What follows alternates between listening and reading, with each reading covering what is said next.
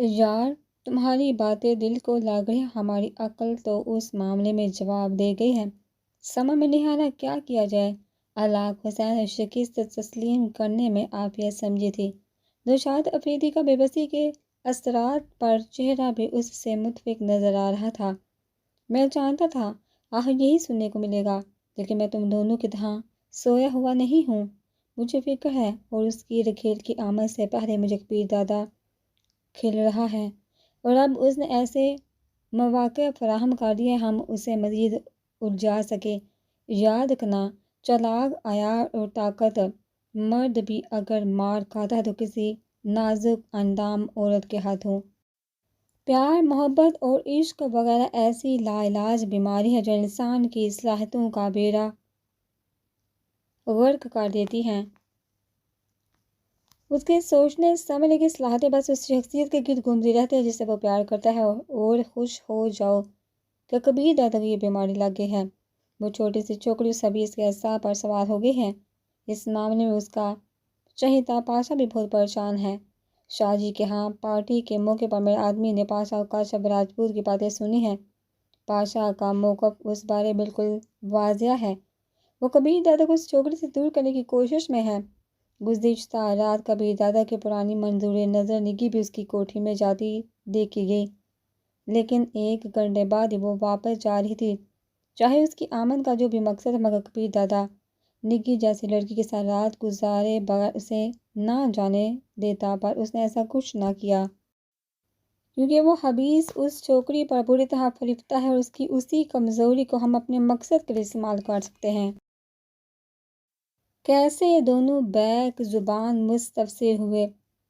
S P پہاڑیہ لہجے میں بولا، اس کیسی کی تلاش میں جانے کب سے اس حبیث کی نگرانی کروا رہا ہوں۔ یقیناً اس پر ہاتھ ڈالنا نہایت مشکل تھا، لیکن اب اس نے خود ہی یہ موقع فراہم کر دیا ہے۔ اگر یہ کھیل اس کی زندگی میں نہ آتی تو شاید میں یہ منصوبہ نہ بنا پاتا۔ اب پھوٹ بھی دو۔ نوشاد نے بے صبری کا اظہار کیا۔ ہلاک حسین بھی اشتیاق آمیز نظروں سے ایس پی کو دیکھ رہا تھا۔ کیا تم دونوں جان رہے ہو کہ فصیح الدین شمشیر دادا کا ماموزاد بھائی ہے؟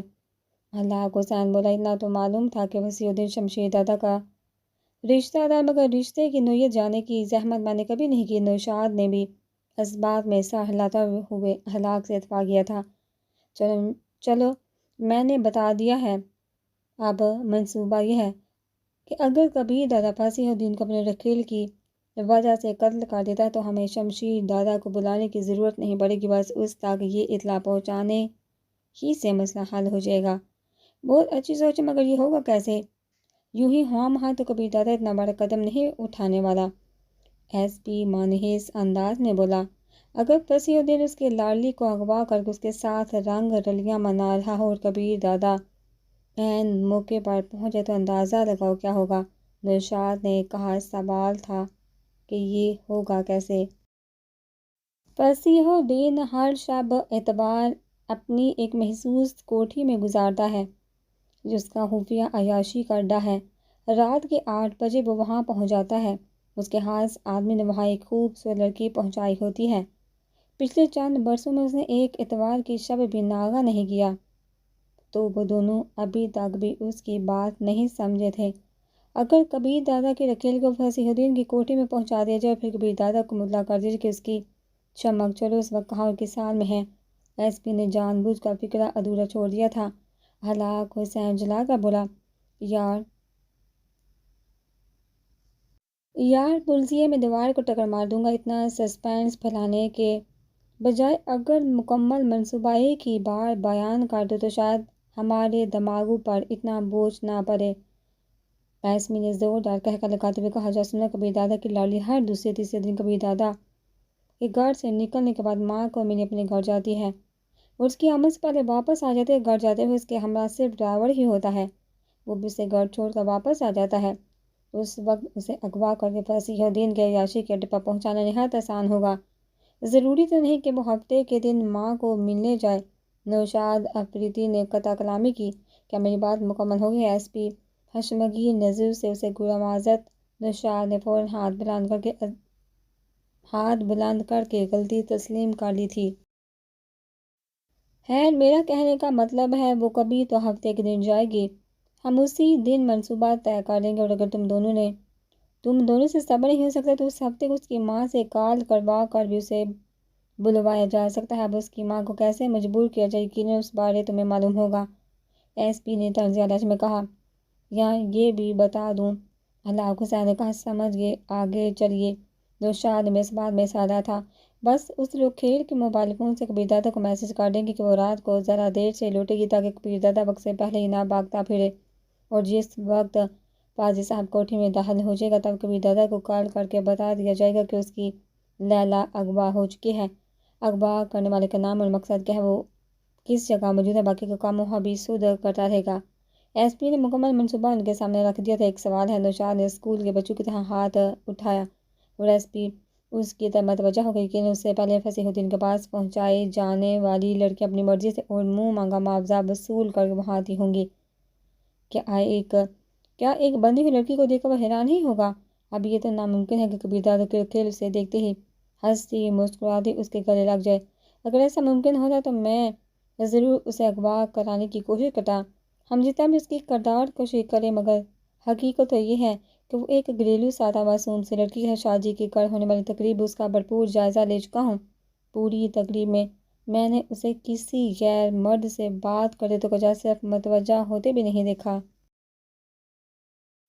اسی طرح فصیح الدین فاضی کے نام سے مشہور ہے اور اچھا خاصا لڑاکا ہے۔ کیا یہ ممکن ہے کہ وہ کبیر دادا ہی کو پچھاڑ دے؟ دنیا بہت ترقی کر گئی ہے پریتی صاحب، آج کل ایسے نشے کا حصول کوئی مشکل کام نہیں جو آدمی کو بظاہر ہوش میں رکھتے ہوئے بھی ماحول کا ادراک نہیں ہونے دیتا۔ اور شراب کی خالی بوتل اور گلاس میز پر رکھا فصیح الدین کو یہ تاثر دیا جا سکتا کہ اس کی آمد سے پہلے لڑکے نے کافی شراب نوشی کی ہے، اس لیے ہوش مندی کی باتیں نہیں کہی۔ باقی فصیح الدین نے اسے کاروبار کے مشورے کے لیے طلب کیا نہیں کہ اس کی ہوش مندی سے کوئی غرض رکھے۔ اور جہاں تک فصیح الدین کے کبیر دادا سے ٹکرانے کا مسئلہ ہے تو اس جیسے 10 کے لیے بھی کبیر دادا کافی ہے۔ فاضی وہ چھوٹے موٹے گنڈوں کے لیے ہے، کبیر دادا کے لیے وہ کم سن بچے جتنی اہمیت رکھتا ہے۔ سچ کہوں تو کبیر دادا کو اگر کوئی قابو کر سکتا ہے تو وہ شمشیر دادا ہے اور کوئی نہیں۔ نوشاد نے منہ بنایا۔ بعد میں جائے کبیر دادا، تم یہ بتاؤ، اگر فصیح الدین نے اس کے رکھیل کو پہچان لیا پھر بھی مشکل ہو جائے گی، کیا وہ سوچے گا نہیں کبیر دادا کے رکھیل کا وہاں کیا کام؟ ایس بی اطمینان سے بولا۔ میرا خیال ہے فصیح الدین نے اب تک اسے نہیں دیکھا۔ شادی کے گھر تقریب میں بھی اس کی بیوی اکیلی آئی تھی، اس نے کسی کام کی وجہ سے آنے سے معذرت کر لی تھی، اور فرض کیا اس نے کبھی دیکھا بھی ہو تو سرسری نظر ڈالی ہوگی۔ یوں بھی اس رکھیل نے اپنا جسم یوں ڈھانپا ہوتا ہے جیسے ابھی نماز پڑھ کر آ رہی ہو، اور ایسی لڑکی جب بے لباس بستر پر پڑی ہوگی تو فصیح الدین بیچارے کو کون سی مشابہت مشکوک کرے گی؟ فصیح الدین کے لیے جو دلال لڑکیاں سپلائی کرتا ہے اس کا کیا نوشاد کے سوالات جاری رہے۔ وہ دلال نہیں دلالہ ہے، اور لڑکی کو مطلوبہ کوٹے تک پہنچانے کی ذمہ داری جس آدمی کو ملی ہوئی اسے خریدنا ایک ایس پی کے لیے مشکل نہیں ہے، وہ بعد میں بانڈا بھی تو پھوڑ سکتا ہے۔ نوشاد چھوٹی جزئیات کو بھی نظر انداز نہیں کر رہا تھا کہ معاملہ کبیر دادا سے موذی کا تھا۔ صحیح کہا، ایسے آدمی کبھی کبھار مسائل کھڑے کر دیتے ہیں، اگر زندہ رہیں تو۔ آخر میں نوشاد افریدی کو تحسین آمیز لہجے میں کہنا پڑا، کیا سارے ایس پی ایسے ہی ہوتے ہیں؟ ایس پی ضمیر حسین پہاڑیہ لہجے میں بولا، اگر سارے ایسے ہوتے تو انہوں نے بھی اپنے گینگ بنا رکھے ہوتے۔ ہلاک حسین نے مزاحیہ انداز میں پوچھا، سے تم نے فصیح الدین کبیر دادا کے متعلق اتنی معلومات جمع کر رکھی ہے، کیا باقیوں کے بارے میں بھی اتنے ہی باخبر رہتے ہو؟ ایس پی نے کہا کہ اگر باخبر نہ ہوتا تو یہ کیسے معلوم ہوتا کہ تم دونوں کبیر دادا کے رکھیل پر بری طرح سے پھرتا ہو؟ وہ دونوں اس کے ساتھ ہی ہنس پڑے تھے۔ مزید کوئی سوال؟ ایس پی کا انداز انہیں تحریک دینے والا تھا، مگر حقیقت یہی تھی کہ انہیں وہ منصوبہ مکمل طور پر قابل عمل لگ رہا تھا۔ دونوں کا سر نفی میں ہل گیا۔ تو اس سیچرڈے کو منصوبے پر عمل کیا جائے گا، یا انتظار کرو گے کہ وہ چھمک چلو کب ہفتے کے دن گڑ جاتی ہے؟ ہلاک حسین نے فاصلہ کن لہجے میں کہا، انتظار نام کی چیز ہمارے پاس نہیں۔ نوشاد افریدی بھی اسے متفق نظر آ رہا تھا، جبکہ ایس پی یوں بھی قاب سے کبیر دادا کی جڑ کاٹنے کے منصوبے میں جوڑا تھا۔ وہ منصوبہ ہر لحاظ سے مکمل تھا۔ وہ مل کر کارروائی کی ترتیب طے کرتے ہوئے منصوبے کو حتمی شکل دینے لگے۔ وہ بہت خوبصورت صبح تھی۔ کبیر دادا 9:30 بجے جاگا کرتا تھا، مگر تناوش نے نماز پڑھ کر ہی اس کے ساتھ اٹکھیلیاں کرنی شروع کر دی تھی۔ 2-3 دفعہ تو اس نے سونے دو یار کہہ کر تناوش کی پیش قدمی اور جارحیت کو روکنا چاہا مگر پھر ہتھیار ڈال دیے۔ وہ ایک لاڈلی محبوبہ کی طرح اسے چھیڑتی رہی۔ ابھی کیا مزہ ہے؟ تنگ آ کر وہ اس کی جانب کربٹ لے کر پوچھنے لگا۔ کچھ بھی نہیں، بس بور ہو رہی تھی، سوچا تھوڑی باتیں کر لیں۔ تمہیں اچھی طرح معلوم ہے کہ میں اس وقت سوتا ہوں۔ رات آپ کو 10 بجے سلا دیا تھا۔ میں اس کے بعد بھی کافی دیر جاگتی رہی اور اب بھی آپ سے کافی پہلے جاگی ہوں۔ آپ کی نیند ابھی تک پوری نہیں ہوئی کیونکہ میں نے سارا دن مصروف رہنا ہوتا، جبکہ تم میرے چاہتے ہی سو سکتی ہو۔ تناوش نے منہ بسرا، ہاں جیسے آپ کی غیر موجودگی میں مجھے نیند آ جاتی ہے۔ کیوں نہیں آتی؟ کبیر دادا بے سہادہ پوچھ بیٹھا۔ پتہ نہیں، وہ شرما گئی تھی۔ جھوٹی کبیر دادا سے چھیڑ، کل جب میں لوٹا تم بے خبر سو رہی تھی۔ تناوش کا نکرائی کہہ گنجا، توبہ ہے، یہ لڑکا بھی کتنی چھوٹی چھوٹی باتیں گنتا ہے۔ پھر وہی بدتمیزی، کبیر دادا نے حب کی ظاہر کی بدتمیزی نہیں کرتی، جو محسوس ہوتا ہے کہہ دیتی ہوں۔ اس کے ناک کی پھنک پکڑ کر میں رونے لگی۔ کسی دن اتنی مار کھاؤ گی کہ سارا شرارتیں بھول جائے گی۔ اچھا کتنی؟ اس نے شوخ نظریں گھما کر شرارتی لہجے میں پوچھا۔ وقت آنے پر پتہ چل جائے گا۔ جھوٹا وہ ہنستے ہوئے اس کے پیٹ میں گدگدی کرنے لگی۔ کبیر دادا بھی بے احتیاط ہنس پڑا تھا اور پھر اسے معلوم ہی نہ ہوا اس کھٹی میٹھی نوک جھونک میں گھڑی کی سوئیاں داس کا انتظار بھول کر کے آگے بڑھ گئی تھی۔ تناوش کی باتیں ختم ہونے ہی میں نہیں آ رہی تھی اور کبیر دادا جیسے خاموش صبا نے بھی جانی اتنی باتیں کیسے کر لی تھی، اور اب بھی اس کا جی نہیں بڑھا تھا کسی کا ساتھ اتنا خوش کن، اتنا لذت بڑا، اتنا پر لطف بھی ہو سکتا تھا، جس نے ہموار میں بھی نہیں سوچا تھا۔ خود پر جبر کر کے وہ بولا، اچھا ناشتہ لاؤ نا، پھر جانا بھی ہے۔ آج نہ جائیے نا، تھوڑی دیر اور گپ شپ کر کے اکٹھے باہر جائیں گے، کھانا بھی باہر کھائیں گے، پھر مجھے شاپنگ کے لیے لے جانا۔ مجھے بہت سارے میک اپ کا سامان اور کپڑے خریدنے ہیں تاکہ میں روزانہ سجی سنوری آپ کی آمد کا انتظار کیا کروں۔ تم میک اپ کے بغیر ہی ٹھیک لگتی ہو۔ وہ تنگ کر بولی، نہیں لگتی ٹھیک، اگر لگتی تو کل وہ پڑھ کر پوتی یہاں نہ آئی ہوتی۔ کبیر دادا ہنسا، تو تمہارا خیال ہے وہ اس لیے آئی تھی کہ تم میک اپ نہیں کرتی ہو؟ وہ ہٹ درمی سے بولی، ہاں، میں آپ کو اچھی لگنا چاہتی، خوبصورت لگنا چاہتی، اتنی پیاری کہ آپ میرے علاوہ کسی کی طرف دیکھے بھی نہ، ہے نا؟ بے وقوف، پیارا لگنا سجنے سنورنے کی منحوس منت تو نہیں ہوتا۔ آپ نے شاپنگ پر لے جانا ہے یا نہیں؟ مجھے بہت کام ہے، تم ڈرائیور کو ساتھ لے جا کر شاپنگ کرانا۔ وہ ہٹ درمی سے بولی، آپ کے علاوہ کسی کے ساتھ بھی نہیں جا سکتی۔ خیر میں نہیں جا سکتا، حتمی انداز میں کہتے ہوئے بستر چھوڑ کر غسلخانے کی طرف بڑھ گیا۔ ابھی تک اپنی عزت گنوانے کا حوصلہ اس میں نہیں آیا تھا۔ یوں اس کے ساتھ بازار میں پھرنے کی خبر پر پاشا نے تو آسمان سے ہوا اٹھانا تھا ہی، باقی آدمی کو بھی ہنسنے کا موقع ہاتھ آ جاتا۔ اتنی سوجھ بوجھ بہرحال اس میں موجود تھی، اس لیے اس نے تناوش کی محبت کے جواب میں اعتراف محبت نہیں کیا تھا کہ پھر اس کی فرمائشیں اور زیادہ بڑھ جانا تھی۔ ذرا سی توجہ دینے پر ہی اس کی جارحیت اور نخرے اتنے بڑھ گئے تھے، تو اعتراف محبت کے بعد تو وہ قابو ہی نہ آتی۔ وہ جتنی معصوم اور سادہ نظر آتی تھی اتنی تھی نہیں۔ پاشا کے بغل وہ 420 اسے انگلیوں پر نچائے گی اور اسے یہی محسوس ہو رہا تھا کہ کبیر دادا کی طرف سے ذرا سی ڈیل ملنے پر وہ اچھی خاصی سر پر سوار ہو گئی تھی۔ یہی وجہ تو تھی کہ اس نے صبح سویرے ہی سے جگا دیا تھا اور پھر یوں ہی لیٹے دن بھر کا پروگرام بھی ترتیب دے دیا تھا۔ گویا کبیر دادا فارغ ہی تو بیٹھا تھا۔ کہتے ہیں محبت میں کئی مرحلات ہیں، جس میں آخری مرحلہ ہوش و حواس کو دینے کا ہوتا ہے۔ کبیر دادا فی الحال ہوش و حواس سے بے گانہ ہونے کے مرحلے تک نہیں پہنچا تھا، کیونکہ اپنا اچھا برا ابھی تک اس کی سمجھ میں آ رہا تھا۔ بہت ناراضی بڑی نظروں سے اسے جاتا دیکھتی۔ کبیر دادا کے غسلخانے میں گھستے ہی اس نے ایک گہرا سانس لیا، برتن اٹھ کر ڈریسنگ روم میں گھس کی۔ کبیر دادا کے پہننے کے لیے اس نے سوٹ الماری سے نکال کر باہر لٹکائے، باورچی خانے کی طرف بڑھ گئی۔ کبیر دادا کے تیار ہونے تک وہ ناشتہ لے آئی تھی۔ اسے مسلسل خاموش پا کر کبیر دادا پوچھے بنا نہ رہ پایا تھا۔ لگتا ہے ایموشنز ختم ہو گیا، جو کلاشن کوف کی طرح تر کر دے۔ زبان چپ ہے۔ وہ دکھی لہجے میں بولی، آپ کی شان میں تو فرق آ جائے گا نا مجھے شاپنگ پر لے جاتے ہوئے۔ بالکل، کبیر دادا نے اقرار میں گردن ہلا دی اور پھر منہ پھلا کر خاموش ہو گئے۔ ناشتے سے فارغ ہو کر وہ اس کی ٹائی باندھنے لگی۔ ایسا کرتے ہوئے نہ تو وہ کبیر دادا سے آنکھیں ملا رہی تھی اور نہ چہرے پر ہنسی ہی کی کوئی رمق موجود تھی۔ اس کا ناراضی سے پھولا ہوا چہرہ دیکھ کر کبیر دادا مسکرانے لگا تھا۔ اچانک اس کے دل میں شدت سے خواہش جاگی کہ اپنے سارے کام ملتوی کر کے تناوش کو شاپنگ پر لے جائے۔ کتنی معصومیت اور چاہت سے کہتی تھی کہ آپ کے لیے سجا سنورا کروں گی۔ یقیناً نگی کی بھرپور سجاوٹ اور میک اپ دیکھو سے بھی اسی کی طرح سجنے کا شوق چڑھا تھا۔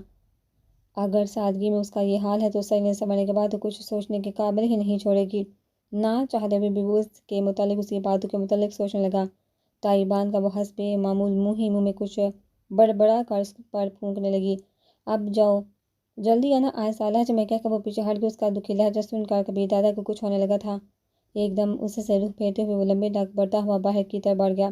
کار میں بیٹھ کر بھی اس نے پیچھے مڑ کر نہیں دیکھا تھا۔ وہ جادوگرنی اس کے ساتھ بڑھ سوار ہونے لگی تھی۔ ہوپیا اڈے پر پہنچے۔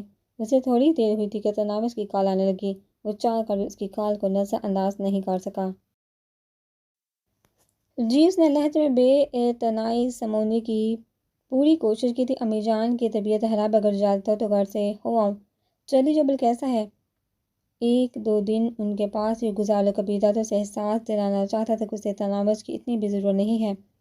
وہ فوراً بولی، میں لوٹ آؤں گی۔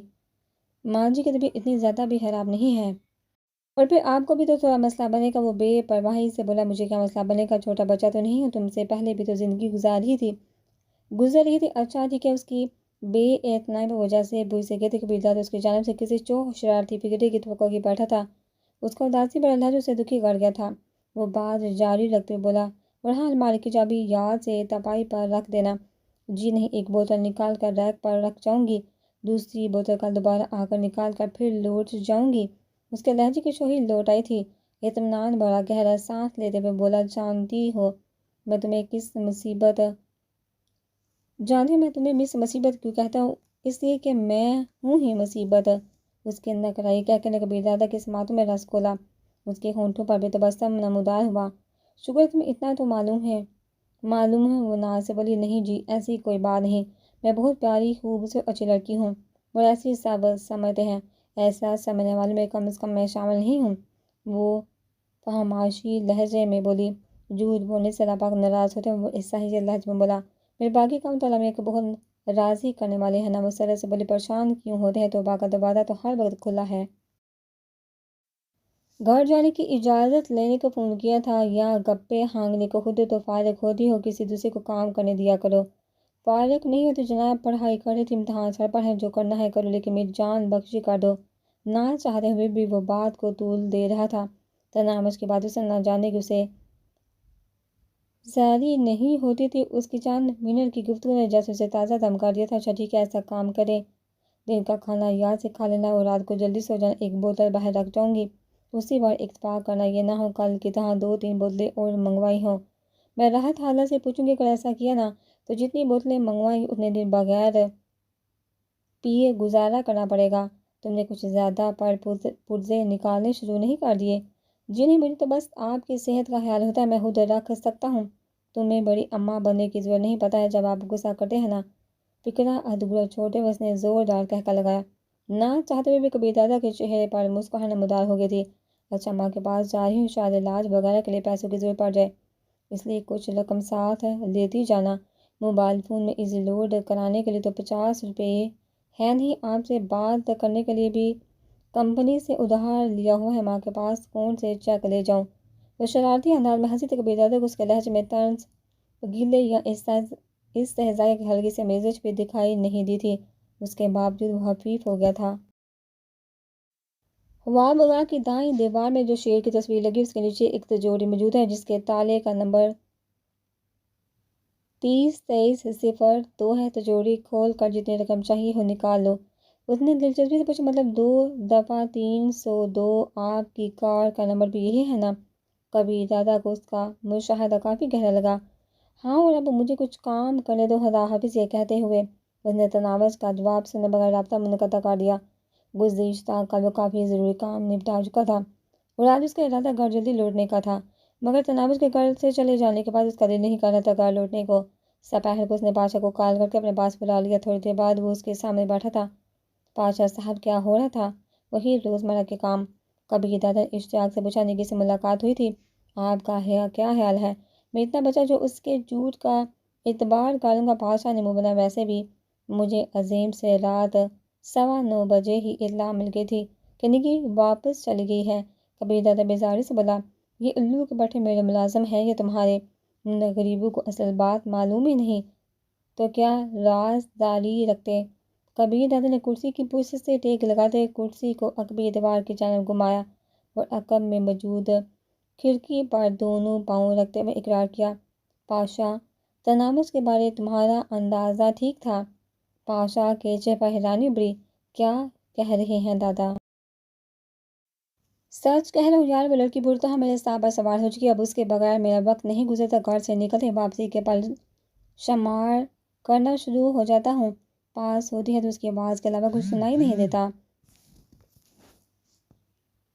دور جاتی ہے تو اس کی صورت نظروں میں گھومتی رہتی ہے، ہنستی ہے تو میرا دل کھل اٹھتا ہے، اداس ہو تو بے چین ہو جاتا ہوں، اپنے ہاتھوں سے کھانا کھلاتی ہے، میرے جوتے جرابیں وہی اتارتی ہے، ٹائی وہی باندھتی ہے، کیا پہنوں گا یہ وہ طے کرتے، گھر سے نکلتے وقت پتہ نہیں کون کون سی دعائیں پڑھ کر مجھ پر پھونکتی رہتی ہے، دروازے تک الوداع کرنے آتی ہے، واپسی پر دروازے پر ہی ملتے ہو، تم جانتے ہوں گے کہ میں رات کو 3-4 بوتلیں شراب کی پی جاتا تھا، اب ایک بوتل سے زیادہ نہیں پینے دیتی، کبھی کبھی ایک بوتل بھی پوری نہیں پینے دیتی، اور میں اس کی ہر بات مانتا چلا جاتا ہوں، کبھی بیزاری اور غصے کا اظہار کروں بھی تو صحیح، وہ میرے غصے کو بالکل ہاتھ میں نہیں لاتی، میری سمجھ میں نہیں آ رہا کیا کروں، وہ پاشا کی طرف مڑا، پاشا، میں بر وقت اندازہ نہیں کر پا رہا یار، میرے گمان میں بھی نہیں تھا کہ وہ چھچھندر کی طرح گلے میں اٹک جائے گی، اب مجھے ڈرا رہے ہیں یا مذاق اڑا رہے ہیں، پاشا کے گلے سے پھنسی پھنسی آواز برآمد ہوئی، مذاق تو میری زندگی بننے والی ہے یار، اگر اس کا کوئی مناسب حل نہ سوچا گیا تو میں تو گیا کام سے مشکل کیا ہے دادا، کچھ دے دلا کر طلاق دو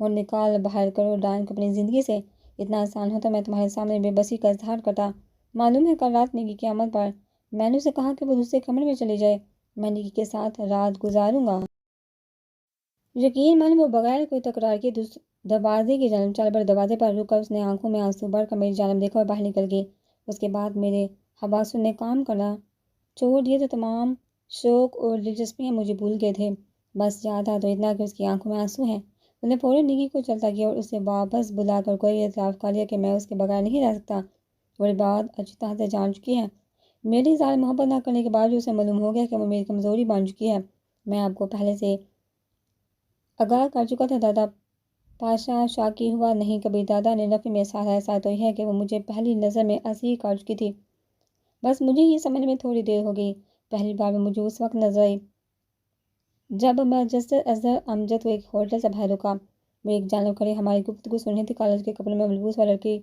مجھے بہت عجیب لگی، اور اس وقت میری حیرانی کی انتہا نہ تھی جب وہ میری کوٹھی پر پہنچ گئی، عظیم جیسے تیز اور چلاک آدمی کو الو بنا کر مجھے خوابگاہ سے بلوا لیا، اس وقت مجھے تھوڑا سا شبہ ہوا کہ شاید وہ جسٹس اظہر امجد کی طرف سے بھیجی گئی ہے، مگر جب اس نے اپنا تعارف کروایا تو پتہ چلا کہ معاملہ کچھ اور تھا، اس نے ایک سڑک چھاپ گنڈے سے بھائی کی موت کا بدلہ لینا تھا، اور پھر اس نے خود کو بری طرح رشوت کے طور پر پیش کے برس شرط یہ رکھی مجھے اسے نکاح پڑھا کر گھر لانا ہوگا، مجھے معلوم نہیں کہ میں کیوں اس کی ساری شرائط مانتا گیا، اب معلوم ہو رہا ہے کہ وہ اسی وقت میرے دل میں اتر چکی تھی، بظاہر میں ایک خوبصورت پرکشش لڑکی کو چاندی نے اپنے بستر کی زینت بنانے کے لیے گھر لا رہا تھا، مگر در حقیقت میرے دل نے مجھے دھوکہ دیا، اور اب میں سمجھا تو کافی دیر ہو چکی ہے، دادا میں جانتا ہوں آپ کے تجربے اور سمجھداری کے سامنے میری حیثیت ایک بچے سے بڑھ کر نہیں، لیکن عورت کے معاملے میں آپ اتنا نہیں جانتے، کیونکہ اس سے پہلے آپ کا واسطہ ہی ایسی لڑکی سے نہیں پڑا، البتہ میں جانتا ہوں ان عورتوں کی چالاکیوں، لکوسوں اور مکاریوں کو، یہ ڈائن بس اپنا فائدہ دے کر آپ کو چمٹی ہے، اس کمینی کا محبت جتانا، چاہت کا اظہار کرنا، خدمتوں سے متاثر کرنا، آپ کی ضروریات کا خیال رکھنا وغیرہ تمام عیاشی کے زندگی کے حصول کی کوشش ہے، میں مانتا ہوں کہ آپ خوبصورت اور عورت ذات کے لیے کوشش رکھتے ہیں، مگر آپ سے آدھی عمر کی ڈائن کا یوں ایک دم آپ کی محبت میں مبتلا ہو جانا، کوئی چال تو ہو سکتی ہے، محبت نہیں ہو سکتی، کبھی دادا نے اسے ڈانٹا، کتنی بار کہا ہے اس کے لیے یوں گھٹیا الفاظ استعمال مت کیا کرو، سوری پاشا کا ندامت ظاہر کرنا بالکل مصنوعی تھا، کاش میں تمہارے اندازے کو صحیح مان سکتا، کبھی دادا کے لہجے میں شامل بے بسی پاشا کو پریشان کر گئی تو اس نے پوچھا، اچھا آپ چاہتے کیا ہیں؟